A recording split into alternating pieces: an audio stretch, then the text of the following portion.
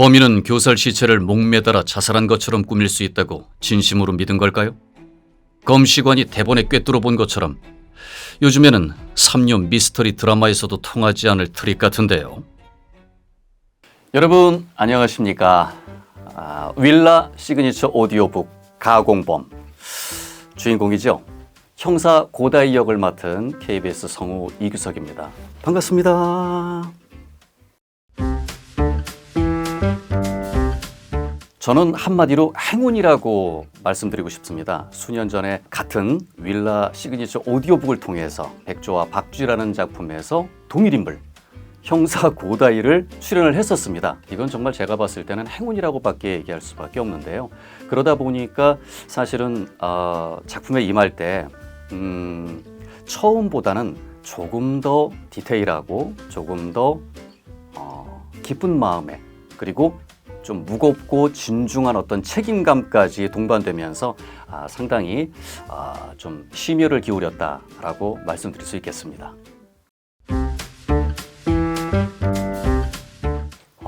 처음에 백조와 박쥐라는 그 작품에서는 사실 부분적인 요소에 등장하는 형사 고다이였기 때문에 내면적인 어떤 이 인물에 대한 캐릭터라든가 인물에 대한 분석이 조금은 좀 이렇게 좀 가려져 있다고 볼 수 있었는데 이번에 가공범 같은 경우에는 처음부터 끝까지 계속 이야기를 끌고 나갑니다. 우리가 보통 추리극이라고 하면 굉장히 뭐 좀 자극적인 요소들 그리고 또 뭐 반전이랄까 막 여러 가지 그것들을 좀 생각을 떠올리지 않겠습니까? 그런데 이 작품은 오히려 약간 처음에는 밋밋하다 싶은데 빠져들면 빠져들수록 상당히 묘한 매력을 느낄 수 있다라고 말씀드릴 수가 있겠습니다.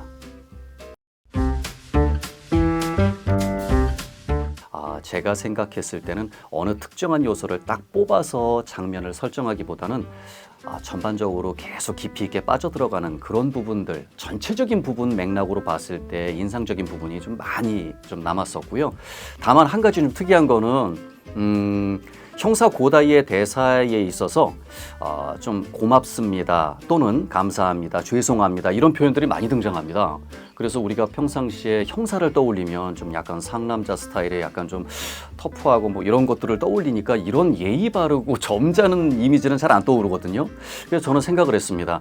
일본 사회의 어떤 예의 바른 면의 요소 이런 것이 영향을 줬을까 작가에게 아니면 형사가 약간 좀 묵묵히 성실하게 늘 자신의 직분을 최선을 다하면서 끊임없이 계속 뒷심을 발휘하면서 이 문제를 해결해 나가는 이런 캐릭터와 맞닿아 있기 때문에 그런 건지는 모르겠지만 그게 상당히 좀 인상적이었다고 말씀드릴 수 있습니다.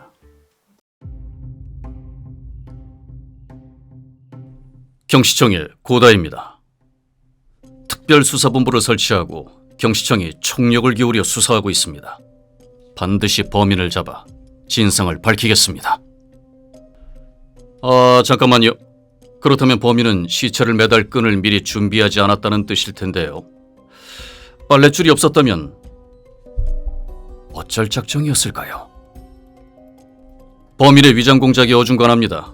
롱라이터나 빨랫줄에 부인의 지문을 묻히거나 현관과 뒷문을 잠그는 등 용이 주도한 면도 있는 반면에 전기밥솥의 예약 상태를 몰랐다는 덤벙거리는 면도 있습니다. 알았더라면 쌀을 버리고 예약을 해제했을 텐데요.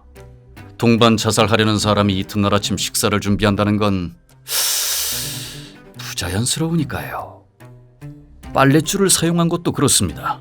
시체를 매달 거였다면 미리 튼튼한 끈을 준비하지 않았을까요? 다시 말해 이번 범행은 계획적인 것 같지만 지극히 우발적으로도 보입니다.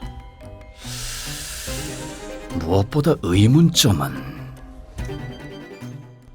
범인은 교살 시체를 목매달아 자살한 것처럼 꾸밀 수 있다고 진심으로 믿은 걸까요? 검시관이 대본에 꿰뚫어 본 것처럼 요즘에는 삼류 미스터리 드라마에서도 통하지 않을 트릭 같은데요.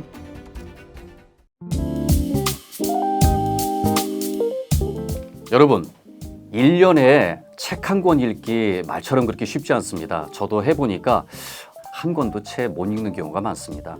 그러나 늘 마음속에는 그래도 책과 함께하고 싶은 마음들이 늘 남아있거든요.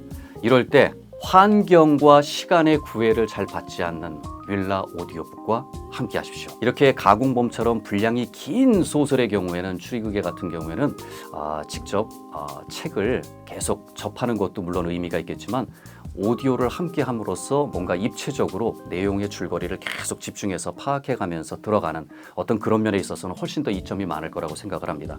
기억하십시오. 윌라 오디오북입니다.